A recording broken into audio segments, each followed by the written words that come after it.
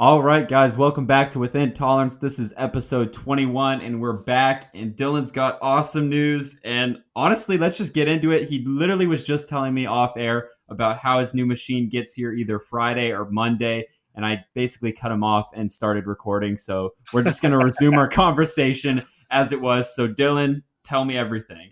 Yeah, so the machine, I believe, is either in town or will be in town tomorrow. And then the riggers have a really big job in town Friday morning. And if they can fit us in, they'll come Friday afternoon, if not Monday. And then they have scheduled a tech Monday and Tuesday, I think. Either Monday and Tuesday or Tuesday and Wednesday.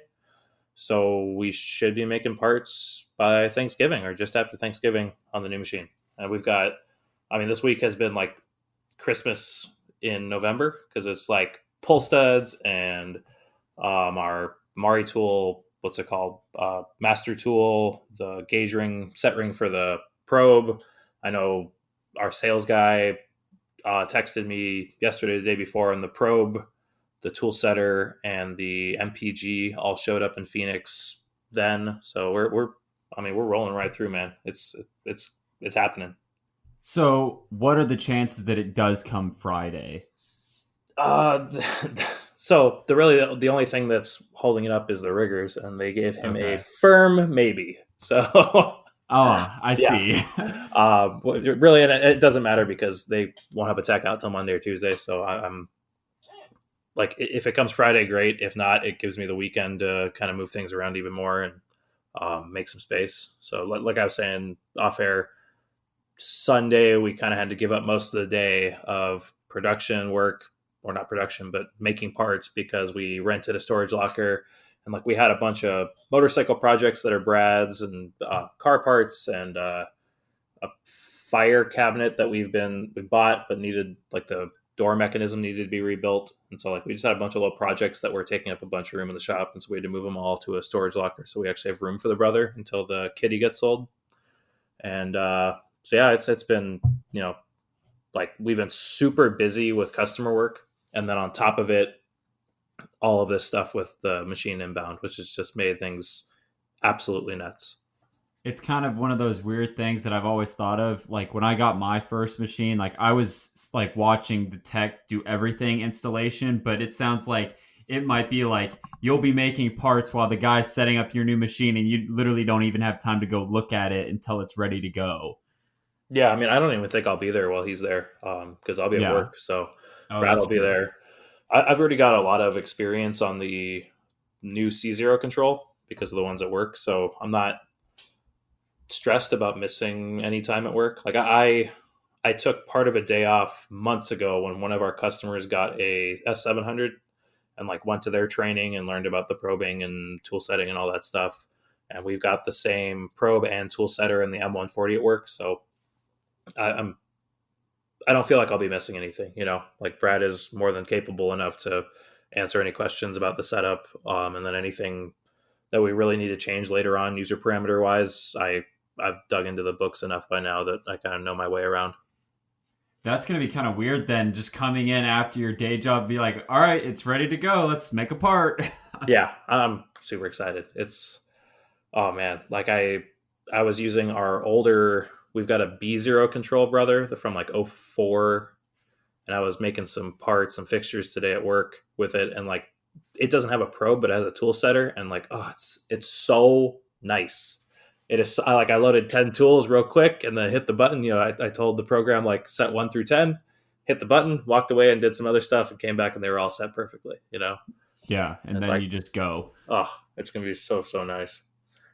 Yeah. Um, so yeah, with how busy we've been and how quick a lot of these jobs have been in and out of the shop, being able to speed things up that much more is going to be heaven sent. Yeah, definitely. So yeah, it's been, lots of connections to make too. Like, we had to buy the high strength pull studs, so it was my first order, I think, through the Amazon tooling division as well, because they gave us a good price.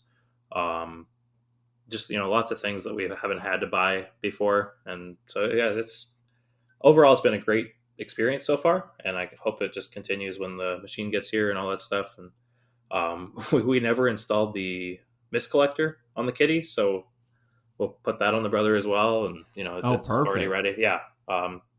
So yeah, it's ready to go. We got to get some plexi cut for the kitty to replace one of the. There's the mid window between the pallets that we was already cracked when we got the machine, and then we replaced it. But like I think we just got either a bad sheet or like the way we cut it was bad. Anyway, it cracked again, and so we got to replace that. And then there's a top over the pallet changer that we want to replace, and then we'll clean it up and list that thing maybe the week after next. Okay.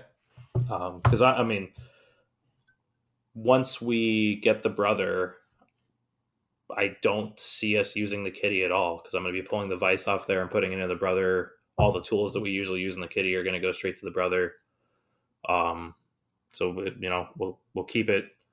I think we're going to have to use the disconnect box that's on it, and we're going to run that one to the old brother, and then the brother's our current TC disconnect to the new brother, and then we'll just hook up the kitty when we need to demo it for whoever wants to buy it. But yeah, it's all going really well so far.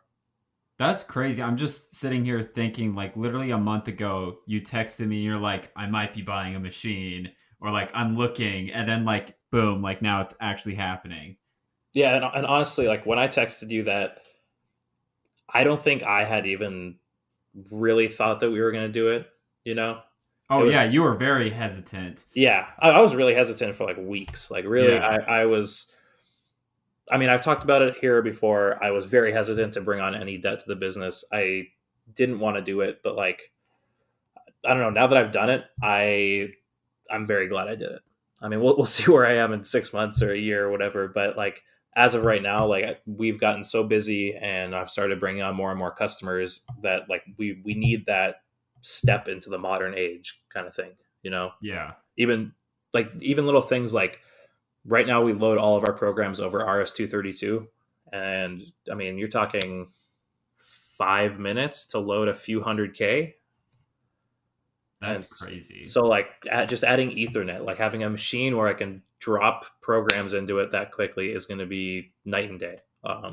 So there's just a bunch of little things, and like I think I've talked about it maybe 2 or 3 episodes ago that like since we don't use the pallet changer and we're trying to just bust out 30-second or a minute ops, like we lose 30 seconds every time we rotate the pallet.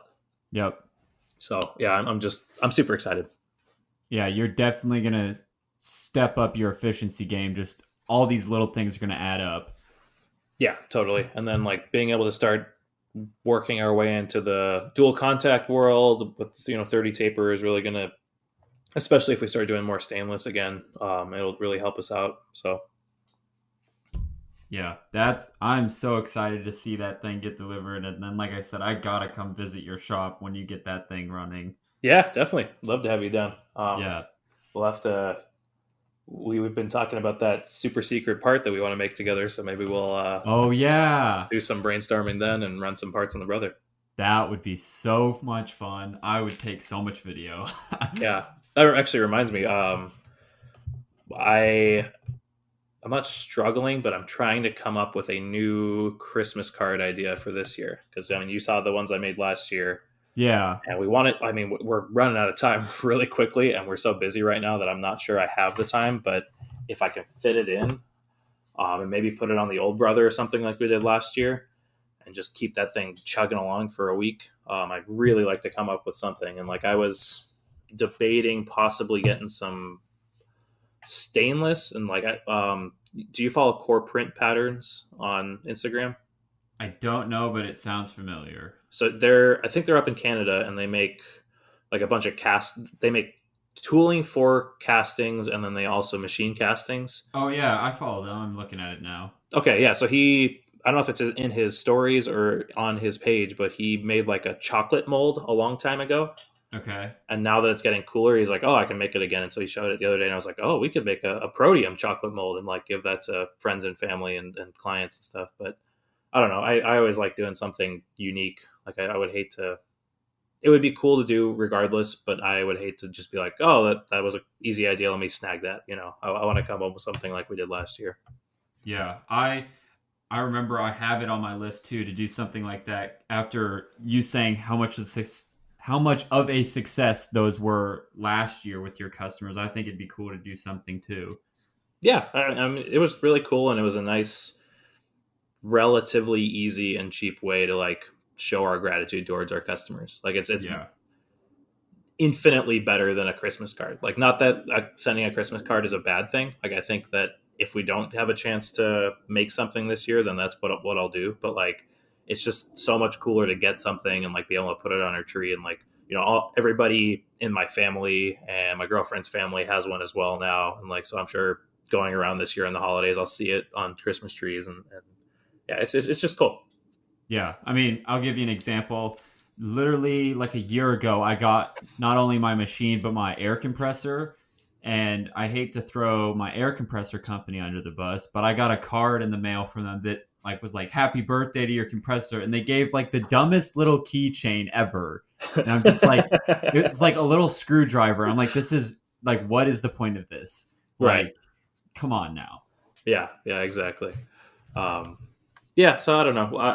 I really need to give it some thought and figure out something, because I mean, I had one idea the year before last, but I still haven't figured out the execution. Like, I wanted to make a tabbed out Christmas tree ornament that was machined Okay. into the card, and that you would push out and then stick together, and it would become like a 3D cross piece of a Christmas tree. Oh, I know what you're talking about. But and I have it designed actually, but like, the more I thought about it, the more it was like a real liability.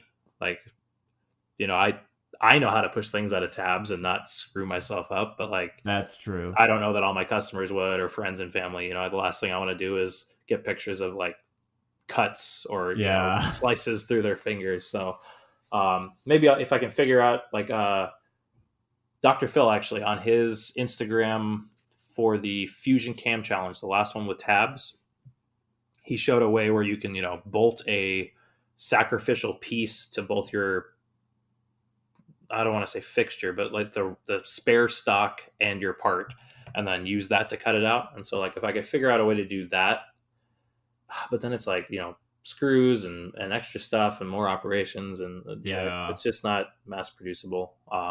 And then you So got to think back. It's like, it's just an ornament.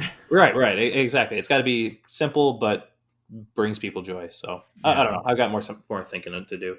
But anyway, enough about that. You've had a pretty exciting week. You're really busy. Black Friday. You're a retail business as well. Yeah. Let's hear about the trials and tribulations. I saw you had some cool machining you did today for a mold, and let's hear all about it. So, kind of two sides of things, which I don't know if people fully realize, but I'll clarify. So, I do two things. I have it's one company, which is BrickTactical. And so, if you go to that Instagram, you'll see all the Lego stuff that I do. And then Hex Gadgets is all the machining stuff, and that'll eventually be rebranded. That's on my list to do. But Hex Gadgets, I post all the machining and the manufacturing stuff. But on the Brick Tactical stuff, it's all the Lego related stuff. So the custom figures, the custom weapons that I make the injection molds for, all that stuff. And so on the Brick Tactical side of things and like the Lego side of things, I mean, I've been just really restocking a lot of products that have been out of stock for a while, just trying to get like everything I can in stock before Black Friday, just to give people, all the options if they want something. Um, and then I'm working on a couple new products that I'm trying to get out. And then it's kind of a combination, like I was telling you off air. I'm getting some of the other custom Lego companies, they're wanting me to do injection molded parts for them for Black Friday for their own releases. And I told them, I'm like, no promises I'll get it done. Like, I'll try, I really will. But I mean, you know as well as I do that I've got my own stuff I need to get done. I can't like focus on my competitors' stuff. There's kind of that weird balance there. And so I'm like, I want to say I got two major clients orders done like yesterday and the day before. And then I realized I forgot about one and I got to do that tonight. And then I've got a large one that they need parts before Black Friday, and they need like 1,500 injection molded parts. So I need to make 3 injection molds, and that's kind of what I've been working on today, is getting these core pins machined perfectly so they drop in the mold. Then when I mold the part around the pin, the feature on the molded part is dimensionally sound, which is a whole nother world, but I'm learning a lot. So are these overmolded parts then? Is that what you're using? These are just single colored parts, but they've got, picture a rectangle with two different sized, let's see, picture like a starburst, like that shape, like a starburst package, like a long square rectangle kind of shape. Mm-hmm. And then picture holes on the two ends of it that are different diameters. And some of them have multiple diameters inside of that hole. So, like, that's why the pins I've been showing are like tapered and they have some steps to them. So Okay. it's just kind of a matter of, I mean, there's a lot of like thinking that I did, which it's really cool to see it pay off, because like you picture this part and you're like, okay, I've got to scale this part up because the part's going to shrink after the part's molded. Okay, that's one thing you got to account for. And then it's like, okay, this dimension has to be dead on after it shrinks. So what do I scale it to? You know, and you got to think. And then it's like, okay, where do I put the gate for the part? Because I want this mold cavity to fill properly. I don't want short shots where, you know, you don't fill the whole cavity. And then it's like, okay, I'm going to be working with a transparent plastic, which is just a whole nother headache in its own. So it's like all these things juggled. Then it's like, where do I add the draft? Okay, I can't add draft there because it needs to keep this feature, but now it's going to be a pain to get out of the mold. And then it's just like back and forth. But I'm so close. Like, I'm holding a part right now and looking at it. I'm like, I'm more than happy with the part I'm holding, but I know I can do better. So I'm going to push myself a little more tonight, and then I'm just going to have to go for it. That's exciting though. Yeah, I mean, definitely learning, but it's one of those things. It's like I'm not making a whole lot. Like, sure, I'm getting paid, but like the amount of hours I've spent on this, it's not. I've spent more than I wish I would have. Yeah, yeah, I gotcha. But I But mean, it's I don't know. You got to separate that out because it's also investing in yourself. You know, next time parts like this come across your desk, you'll be that much quicker at doing them and figuring it out. You know. oh yeah, definitely. So I mean, especially since it's your business, I wouldn't beat yourself up too much about it. Oh no, and luckily, you know, it's kind of one of those things. This customer, kind of like the one you were talking about, this customer is giving me so much work recently, and I'm trying to kind of like knock his socks off every time I can, every opportunity I get. And he kind of knows that this is a big challenge. He always puts me through these rush situations, and I always come ahead. So it's like, if I could do this one, especially this project's a big deal for him, like he would be really like, oh, okay, like this guy really knows what he's doing. Right. Yeah. No, I've got a customer like that as well. They're I don't talk to them very often. Like they don't. They're definitely not a high purchaser or anything like that. But it seems like every single time they call me, they're like, "Hey, so I know this is super difficult," or like, "Hey, this is some weird material you've never touched before," or like, "Hey, can you do something in like 24 hours?" And, you know, it's always like this new challenge that's, you know, something I personally would have never been on or like been probably never been exposed to. And they're like, "Hey, can you take care of this?" You know, like they brought me like weird um aluminums before that were like stuff I had never cut, or like strange materials or giant pieces of material that I never would have cut. So it's always fun though. You know, growing is always good. Yeah. So it's nice just kind of stepping out of my comfort zone. And like I really liked what Phil said on the last episode, where he was like, you know, I can't remember what he said, but when he had to make that like 5 axis part in like 2 days or something, and he was talking about how, like, you know, if people think you're good at something, they put you to the test. That's kind of how I feel right now. Right. Oh yeah. Yeah, yeah, for sure. So are you running how does BrickTactical handle Black Friday? So you stock up on everything? Do you do a bunch of big sales, or is it just more advertising? Like how do you approach that as a retailer? So I've done a bunch of different things over the years, and a lot of my competitors will do like a site-wide discount code or free shipping or something like that. I found that it's easier if I just stray away from no coupon codes because people get confused where to put them, as simple as it sounds. So I just go in and I individually mark products on sale. That way, instead of doing 25% off everything, let's say this one product I really want to move, I can put it on 60% off, or, some astronomical discount versus I couldn't, I'd be losing money if I put the other product for 60% off. Um, so I can kind of leverage, like, okay, I'll put that 10% off because I don't really make a lot on that product. I'll put this 25% off. I'll put this 50% off. And so I'll just go in Shopify, individually mark those. And then normally I'll have to check what I did last year. I think I did free shipping on all US orders. And then international orders was like free shipping over $100, I want to say. And then I normally give out a bunch of free stuff, swag, and this year I've got a cool figure that I'm going to be giving away in specific orders. So there's a couple of things I don't want to talk about just yet, but you'll see them on my Instagram, and I think a lot of people are going to enjoy them.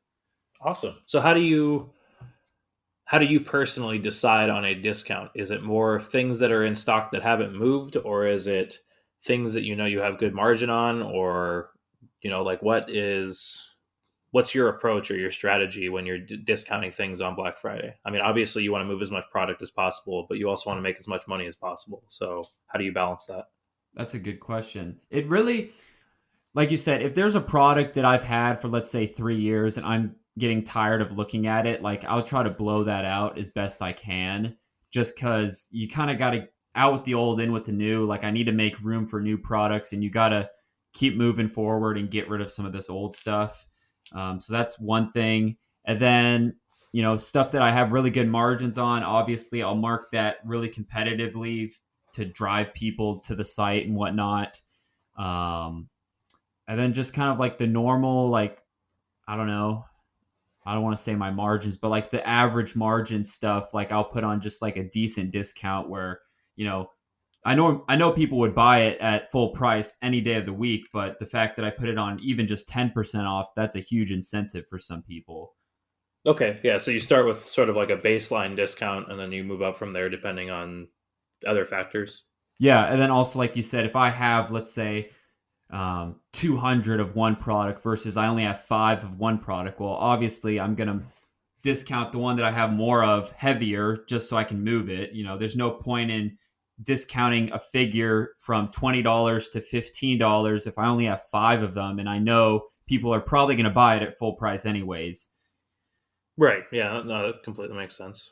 So it's really, I wish there was more of a strategy to that, but it's all in my head because I kind of know the market and it's a really weird market. I wish there was more like data behind it, but that's just kind of how I've done it. Since you've been in business, have you seen an increase, or does it kind of fluctuate? Like, does your market seem to be expanding, or Oh, it's definitely expanding. Yeah. okay? Especially with like the capabilities over the past year, now that I have my machine and I can make just higher quality molds and now I actually know what I'm doing. Um, you know, Especially, I mean, just a good example, like my competitors saw that I stepped up my molding game from my own products, and now they're coming to me and saying, "Hey, I don't do injection molding, but I have some ideas. You do a really good job. Could you make some parts for me?" That's awesome. Yeah, I mean So, that's a true testament to the what you have going on. If you've got people who are your competitors asking you for POs yeah, or vice seriously. versa. Yeah, Yeah, that's fantastic. it's kind of, I never would have thought I'd be working for some of these guys, but like on one hand they're giving me business for molded parts and on the other hand they're competing with me on selling the same exact figure. Like, so I mean, I don't make enemies, I just try to make customers, I guess. So I have a few other questions for you that just came up. Oh boy. I was going back through your Instagram and realized we never talked about your chip fan. Oh yeah. So what's the lowdown? The only thing you've ever posted about it is you setting it, and then it's like, well, I'm guessing it blew up because I have never seen it working. It is not blown up, but it is sitting very nicely in the tool spot on the side of my lawn. Oh, jeez. So, two things. One, I played with it. I just didn't have time to set it up. Like I played with it, I turned it on just manually and jogged it around. Like it works. It works more for chips, hence the name, than coolant, and that's kind of where I was bummed out. Um, and so I need to come up with just a simple little program in Fusion that I can set as a template to like, I know where my vise is, I know where my parts are, just come like 4 inches above, buzz the top of the table. The other thing is, it is kind of loud. Me being next to neighbors and trying not to get noise complaints, you know, sure, if it runs for 20 seconds, that's fine, but I'm just kind of cautious of stuff like that. Okay, yeah, that makes sense. Um, But I mean, when I get some downtime, which I say that I'm going to be having downtime December because it's after Black Friday, but I've pushed yeah, so many right. customers off saying, I can't touch this stuff. I can't make these parts until December 1st. Like, I can't even think about them right now. And now I realize there's like a line waiting at the door on December. And I'm like, yeah, there's probably not going to be downtime. Not only that, December. I mean, I think I've been doing prototyping a lot longer than you have, and December is when all the engineers are like, "Oh, I've got this much money left in my budget that I have to spend before the end of the year, otherwise I Oh, don't get it next year." And yeah. so you get buku bucks in December where they're like, "I don't care about rush order charges. I don't care about expedited anything. Just give me my parts so I can blow my budget." Like Yeah. that. I mean, smaller companies won't do that, but like anything that's medium sized or large, it seems has always done that to me. It's always like, how much can I pay you to get these parts to my door? So Jeez. yeah, just wait. Uh, Yeah, I never really experienced that last year because I really wasn't established. I was just kind of, dinking around with my machine at that point. But now I've got some customers, so that might be interesting.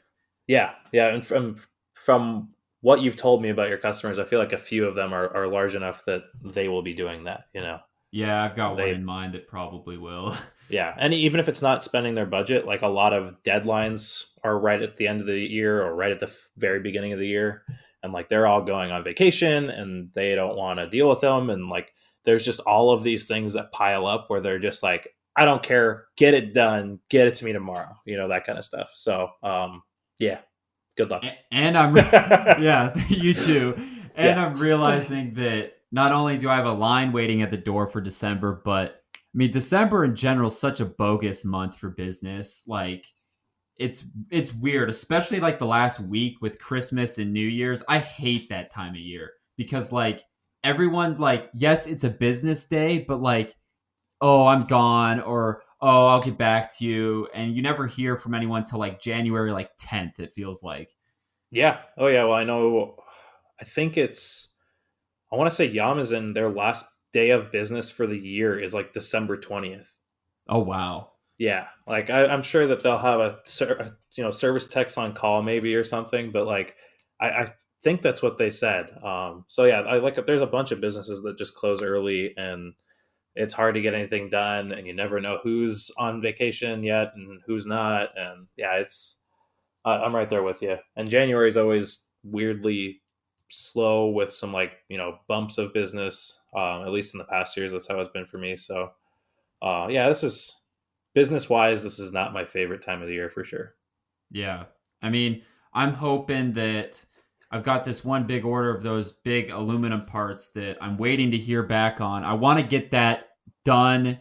Like that'll take me like a solid week and a half to knock those out once I get material. I want that done, cashed in the bank, for the end of the year total really badly. And so I'm kind of pushing them along to get that done because that's a big check and that'd be awesome to get that on my end of the year total. um, and then like you said, probably January actually might be kind of a nice month because I got some smaller onesie twosie stuff, and then I can maybe work on some of my own products that I want to like machined products that I want to get back to, which would be nice. Yeah, totally. So So, speaking of billing, that was another thing that came up this last week. So we went through our bank and opened up a merchant account so we could accept credit cards at a lower rate. Because like up until now, anybody paying with a credit card, we used PayPal. oh really? And Zero, who we use for bookkeeping and invoicing and quoting and all that, they had a.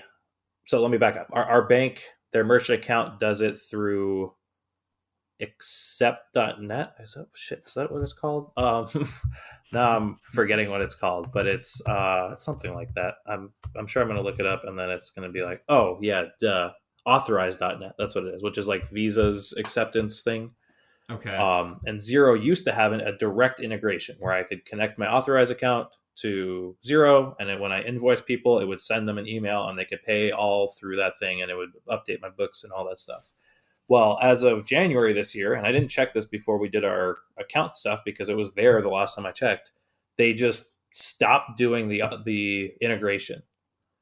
And they like it's so dumb. So I contact their customer support, and they tell me like, oh well, you need to check out this link, like our FAQ link, and like the FAQ link tells you how to do it, but like all of the instructions don't exist anymore. Like all of the steps don't exist anymore because it's not there. And so like I had to go up through a few levels of customer service, and then they're like, oh yeah, we're not allowing any new customers to use authorize.net, only existing customers that already had that integration established. And it's like, no, if you have it still, like clearly it works. You're just not allowing it for some dumb reason. And they were like trying to tell me that, it was somehow the authorize.net integration was not had unintended consequences for their customers, but they wouldn't be any less vague than that. What the And heck? so they were pretty much like, well, yeah, the only option you have is to pay a developer to come up with a integration between authorize.net and Zero. And they're like, so you might want to find a different way to do it. And I was like, yeah, I might find a different way to do my bookkeeping. I agree. I'll find somebody else besides you. Jeez. Like, so we'll see. I might end up doing a hard cut over to like QuickBooks or something at the end of the year. I don't really want to go to QuickBooks because of all the bad things I've heard about them, but I do know QuickBooks directly integrates with Authorize.net, and honestly, I like our bank's customer service people way more than I like Zero. So I don't know. We'll see. But it was like incredibly frustrating. I still need to call my bank's integration team, or what was it, like startup team. Like they have a whole team dedicated to getting you up and running with authorize.net and your merchant accounts. And so I'm going to see if maybe they already have an integration available or something like that. But yeah, it was just a real pain, and like just so frustrating. Like the customer service guy from Zero was like, well, I'll let our product guys know that you want it back in there, but in the meantime you might want to find something else. I'm like, great, Yeah. thanks, you're incredibly not useful at all. So we'll see. But yeah, it was interesting for sure. Yeah. I want to get into like accounting and all that a little bit more. I do a lot with like, sending it out to an accountant and all that. I want to handle some more of it, but it's just time. Yeah, business is like this deep dark hole of stuff I don't know, and like I'm really trying hard to get up to speed quickly with it because there's so many pitfalls that you could fall into, and so many things that like so many benefits that you might not know about. And the more I learn, the more comfortable I feel kind of talking about my finances, and like that's how you get support for your business. So yeah, it's tough for sure. Yeah. One thing I was going to ask you is, are you with that dumb tax code that everyone talks about at the end of the year? Is that applying to your new machine? I believe so. I need to talk to our accountant and see. You're talking about the accelerated depreciation where you can Yeah, it's uh, like section 179 or something. yeah, you can fully depreciate your machine in the first year up to like I think $250,000 or something like that. Yeah. So I'm going to talk to our tax person and kind of see how it all shakes out. Like having what makes the most sense for the company, I guess. Yeah. And we'll just I'll take her advice into account, and that's kind of what we'll go with. I think they definitely know better than I do the legality of it, how to deal with it, if it makes the most sense, all that stuff. Because I mean, you can depreciate your machine every year as well instead of doing the accelerated depreciation. And that's what I'm doing because I don't make enough where that that first chunk is worth it. But if I do it over 7 years, it's way better. Right, exactly. Like I don't know that I don't have $250,000 of taxes to defer, Yeah. so I don't know that that really would help me all that much. Yeah. So yeah, I'll talk to them and see where it all shakes out, and I'll definitely update the podcast once I find out more. I got to get everything, start getting all my books in order because I always end up waiting until like the last second to do all my business tax stuff, and it's then you're in the middle of tax season, and yeah, so. The only reason I say it's dumb is because I'm tired of machine tool builders, hint, hint, advertising it. That's the only reason I said that. I mean, it makes total sense. Like, Oh, it's for an sure. awesome law if you have, like, if you're already going to pay somebody like 100 grand in taxes or whatever, and you're like, well, forget that. I'm just going to spend 100 grand on a machine tool. Like, Oh, yeah. like if I'm already going to spend that kind of money, I might as well, or even 50 grand. Like, like if you have a lot of taxes to pay, it makes more sense to just invest that in a machine than it does to pay it. Yeah, like that's a no-brainer. Get something that can make you money or not. Right, exactly. And like, I don't know if it works exactly like that, but like, it is a big tax benefit to being a manufacturing company. So, It is cool uh, that the government does think of stuff like that. yeah, oh yeah, it definitely helps spur more manufacturing, 100%. Oh, so back to machines. That was the other couple questions I had for you. So you had a low lube alarm, and you talked to Selway. So let's step through that on the podcast because that Oh, was yeah. you texted me, and like I didn't even know what was going on because I didn't see the alarm. And I don't have a Haas, so that didn't make it any easier. So let's walk through this, and yeah, what happened? So long story short, like a week ago, I got a little. It's not an alarm. It's like a notification, little bubble that pops up at the bottom of your control, and it just said like low oil or whatever, low lube, whatever it said, and then it went away, and I was like, okay, like it's been a year since I got my machine. Like I expect something to be low by now, and then like recently it popped up again, like 2 days ago. I'm like, oh, it's back. I kept running and I turned it on and turned it off, which I heard resets it or makes it go away. And it came back on. I had stuff to run. So I was like, this was yesterday. I was like, I've got another 5 hour mold to run. And then I got a mold that I'd like to run over the night, which is 10 hours. Like, I need this done. And I was like really hesitant because I was like, I don't want it running dry for 10 hours on like some oil or grease. That just sounds very bad. And long story short, Selway's like, you're fine. You know, it's basically just letting you know you should probably start looking into ordering it. And one thing, so it was the grease for the spindle, I believe it is. Uh, Or is I it? think you have an Aero oil spindle, is what we decided. Okay, yeah. I can't remember what he So I said. think it's the grease for the ways. Okay, The, that the, makes the red sense. grease, like the Haas grease or whatever that everybody Yeah. knows. So it comes in this like packed cylinder. It looks like a Pringles can or something like Yeah, that. that's way grease then. Yeah, Okay. for sure.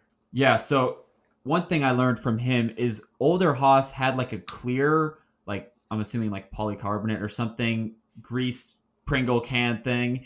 Um, and supposedly that thing exploded on people. Like the plastic didn't last and like it literally blew up in the cabinet and grease was everywhere. So he's like, do you by chance know if it's metal or not? I'm like, yeah, it's white steel or whatever. And he's like, okay, good. Yours won't explode. I'm like, explode? Yeah, And you're like, like, no, back that up. yeah. And Let's I was step like, that back a little I was bit. like, what do you mean explode when we're talking about a machine tool? I need to know. And he told me about like the older ones and that's why they're metal now. And I'm like, okay, good. And so long story short, I ordered like, there was a refill kit or you could buy the pre-filled ones. And it was like, I think $20 a piece for like refill like containers full of grease or whatever, or you could spend like I don't know, like double that to get one pre-filled. And I'm like, I can pour grease into a thing. Like that's not a $20 task. Yeah, Um, I think I've seen Kamal do that. Calpay on Instagram. I think I've seen him refill his red grease a couple times. okay, yeah. So I ordered like four of them for like I don't know, it was like $80 and like $20 shipping. So I'll have them Monday. They can't ship them. They have to ship them ground because they won't. It's grease and supposedly you can't fly with that, which I did not know. Lame. Yeah. So I'm kind of in this weird spot where I've got, let's see, two molds that need to be done times one half or two halves total. So technically four halves. And they're probably 5 to 6 hours per half. So that's like 24 hours of running minimum. And then I've got to go down there tonight and finish up some more of those pins. So like probably 30 to 40 hours between the next couple days will be ran on my machine, which I don't like the idea of doing that. It's saying it's low, but like he said that there's supposedly an alarm that will come up and like literally stop you from machining when it gets to that point. Yeah, I mean, it would not make any sense for Haas to make a machine that could kill itself. So, like So I know you were asking me last night about it, and I was like, I don't know, like because all of my grease units on our machine, both the spindle and the way oiler, like when they're low, the machine just airs out. Like there's no moving it, there's no doing anything until you remedy that situation. So, and I I had don't. experienced that like when my old job I ran like a DMG Mori lathe and a Mori Siki and like all the DMG mills and lathes that I've touched, like same thing. Like the second that oil gets below that mark, it's like nope. Yeah, well, and I think it's because on those, it's like a oil light on a motorcycle, or not an oil light, a like a gas light. Like there is no level sending. It's just like you're either full or you're empty. Like Yep. and once it hits that empty mark, it's like okay, you need to fix this. Yeah. So anyway, I'm glad you figured it out. I'm glad it's not a big deal. Like we actually had pretty much the same alarm come up on our Doosan at work the other day, and those both on the Doosan and actually our brother will have it too. Their grease ones are like an accordion plastic bag kind I've of seen thing. those. Yeah, so it's the same thing. The weird thing on the Doosan was that we replaced it, and it said, you have 10% left. So like we all assumed like, oh, it knows where it's at. It should be fine. And then like the next day, the alarm was still there. And so we read up on the oil or the greaser, I guess it is instead of oiler, and found out where you could bleed air from it. And so we bled air from it, thinking like, oh, it's maybe there's air trapped in the lines. And next day, it's still the alarm. And so finally, I went to the alarm history page, and like there's a whole paragraph under the alarm that's like, you need to hold reference Oh and Jesus. alarm release for 5 seconds after you replace the bag, and then it resets the alarm. Is And that so, Fanuc control? yeah, There we go. yup, yeah. And like I think I've said it.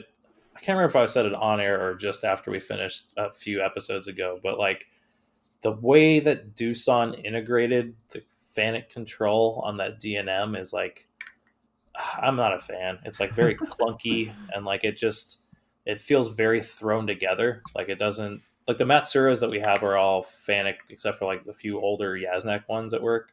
And like the Matsura has their, what do they call it? They call it the handyman button. And you like click on that, and it's got like other plate, like your ATC maintenance page, your like all of that stuff, where it like has a lot more descriptions and it'll walk you through things, and like it's still Fanuc and it's still kind of a pain, but it's like at least you can tell they at least put some effort into integrating it and making it slightly easier to use. So It's kind of like at school we had the Doosan Lynx 220 lathe. They had like an easy guide button and like the whole Fanuc controlled switch to like Doosan's own version of it, and like everything was much better labeled, but it was I don't know, it was weird. yeah, I mean, our DNM has that too. Like it's got, you click on custom one or whatever, and there's a bunch of other things you can do. And I guess it's sort of like the handy. I don't know. I just, there's been a lot of weird little things that you're like, well, why did you do that? Like, why make it do that like that? Like we had to get a. FYI, people, sorry to interrupt, Oh, go for it. Dylan, but Dylan said a little bit more harsh words after we ended that last podcast about his love for Fanic. Let's just say that. Don't get me wrong. I really like Fanic when it's Working? pure Fanic. Like the robo drills we have at work, I really like those because they are Fanic. Like there's no crosstalk. The way that the Fanic integrated Fanic perfectly, like it's as good as Fanic can get from what I've seen. Whereas like when you mix in another machine tool builder, they start adding things to the ladder or the logic that like do weird stuff. Like for example, the button on the Doosan to release the tool, you had to click and hold it. It's on the spindle like a Haas, and you had to click and hold it, and then it would release the tool. But then when you release the button, it wouldn't clamp the tool. You had to click it again, which was unlike any of our other machines. Huh. And so then we had to like contact Doosan application engineers to have them modify our ladder so that when you push the button in and hold it, it unlock, or it released the spindle, and then when you released it, it clamped the tool. And then when they did that, it all of a sudden started screwing up the tool changer because it wouldn't no. release the tool when the tool arm went over. Oh, Jesus. Because they hadn't like fully integrated that new ladder change into it. And yeah, so it's just like a bunch of weird little things like that. Like you can't. It throws a conveyor alarm when you have the conveyor off. It's like, yeah, I know I turned it off. Like that's why I don't need an alarm to tell me. I clicked the button. Like, what are you talking about? Or like there's those like augers on either side of the bed, and like there's no way to turn just those off and have the conveyor still run, or at least none that we've been able to find so far. So like we've got these parts where when we flip it over for the second op, we cut off these corners like just with an end mill, like, and these corners are probably, I don't know, like a half-inch thick or something like that. And when they go down into the augers, sometimes they'll get bound up in there and sound like a crash. And so you'll be working on that side of the shop and hear really horrible noises coming from the Doosan and run over, and you're just about to hit the E-stop, and then you look inside and you're like, oh, no, it's fine. It's one of those stupid corners again. And then it alarms because your chip conveyor stopped. Oh, no. No, it'll stall those augers no problem and not throw an alarm. But the second you turn off the conveyor, it throws an alarm. It's like, come on, are you serious? God damn. Yeah, so it's just like, I don't know, little stuff like that. Like, don't get me wrong, it makes good parts. It's a decent machine, but like, I don't know, it's bizarre some of the stuff that they chose to do. I feel like they should have like tested it with a real shop or something. Tested it with somebody who wasn't like a hardcore Doosan person, and then taken their account or their feedback into account. Yeah. One random thought that just completely changing subjects. Those pins I was working on today.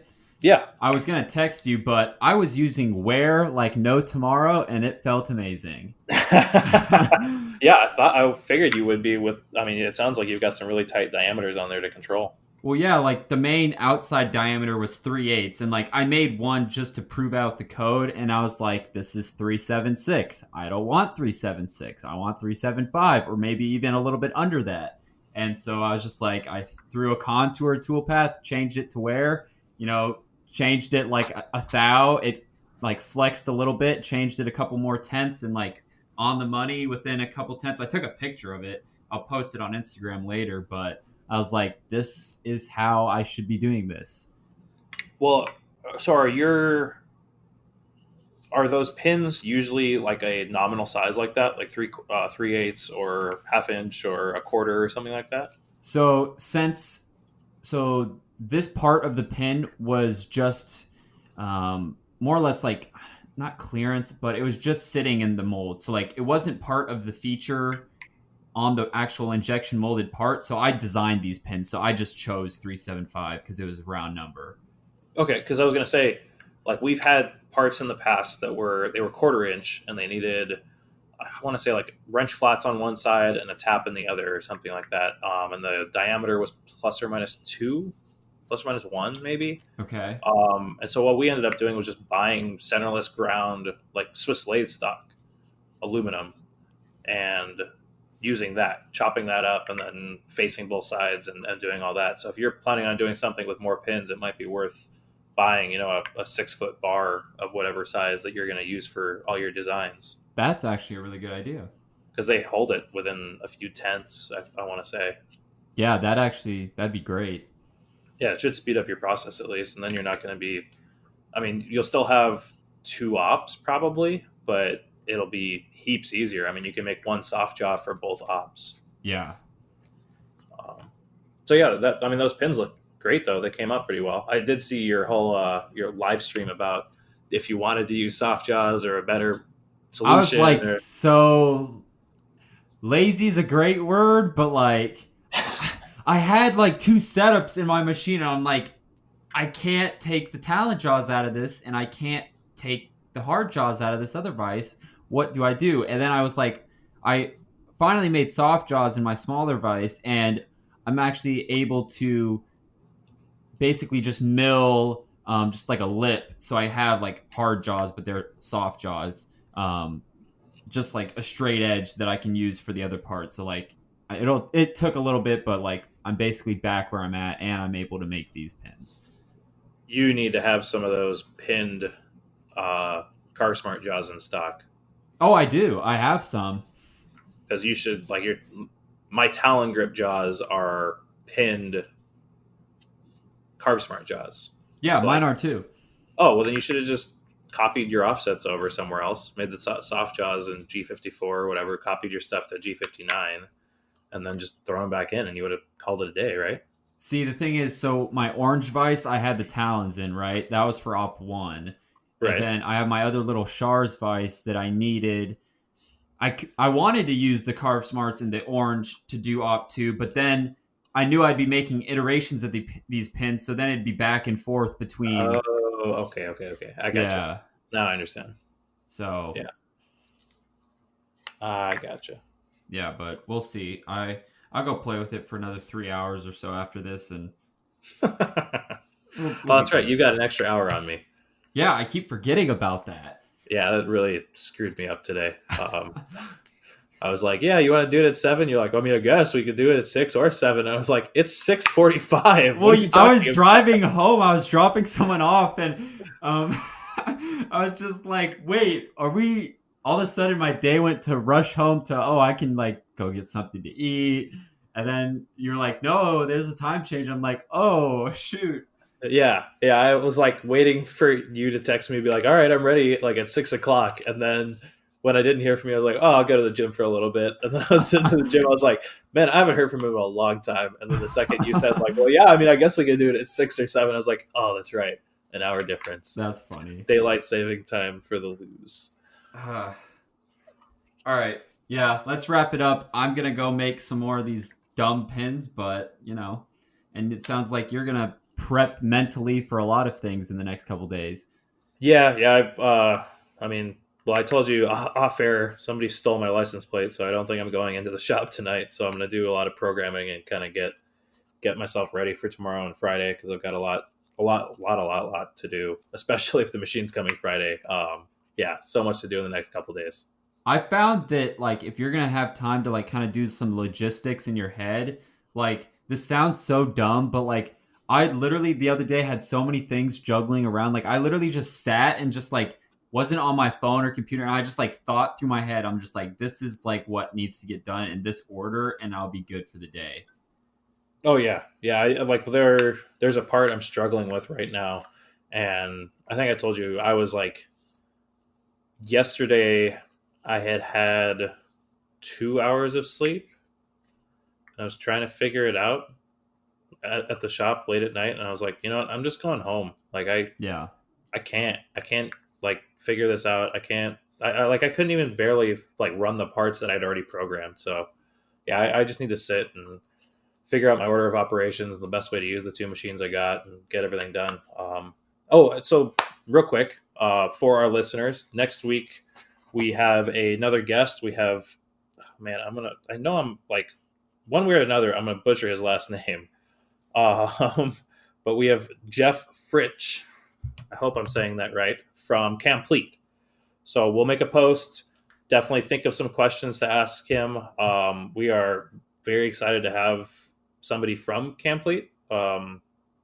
It's like I had never even heard of Camplete. I don't know about you until very recently. Yeah, same.